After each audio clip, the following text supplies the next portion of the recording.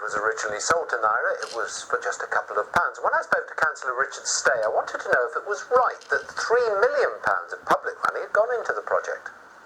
We haven't spent anything. We have loaned about 3.2 million to Nirah on commercial terms. That money is secured against 200 acres of prime building land in Bedfordshire, which I'm not an estate agent, but is worth an awful lot more than 3.2 million. Should Nirah go into receivership, should it go bust, we take possession of that land. But this is land that was sold for just a couple of pounds.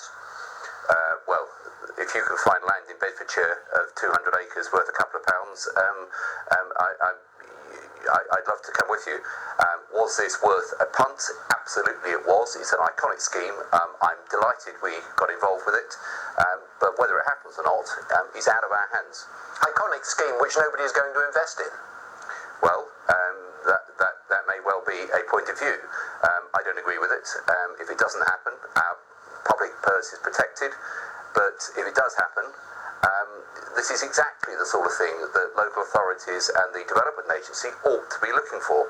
£3 million, which ended up with just a hole in the ground, and that £3 million could have been spent on 600 HIP operations, 120 primary school teachers, 20 fire engines, whatever you like to spend the money on.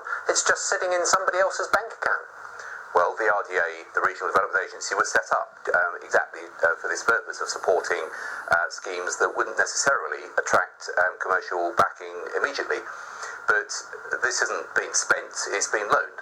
Yeah, but it's money that you haven't been able to spend on those things I've just mentioned because it's not your money, and the people who had it from you have spent a lot of it on salaries. Well, that money will come back to us either way. So as a council, it's your job, you're saying, to take a punt on things which never happen?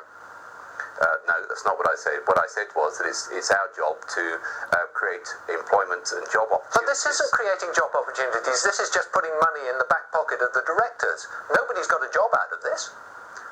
Well, quite a lot of money was spent on the initial outline planning permission. Quite a lot of money's been spent on design schemes. But if they don't get their planning permission in full within a couple of years, that outline planning permission is going to be no good to them. Well, and there comes a point when we will have to take a view as to whether this is going to happen or not. Can I just tie you down on that? If, say, by Christmas, there is nobody willing to put money into this, you will say, give us our land, dead in the water.